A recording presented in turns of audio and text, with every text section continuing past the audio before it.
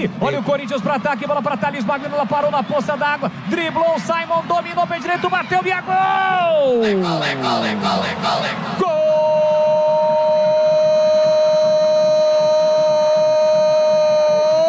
Gol do Corinthians!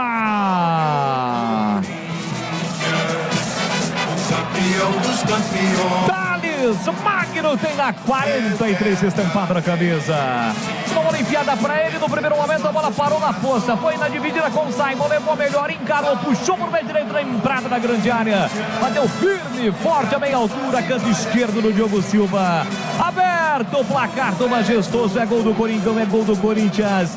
Thales Magno, 43 ou 23 menos 23 minutos de bola rolando do segundo tempo. Tá registrado, vibra fiel, Thales Magno. Corinthians 1, Ponte 0.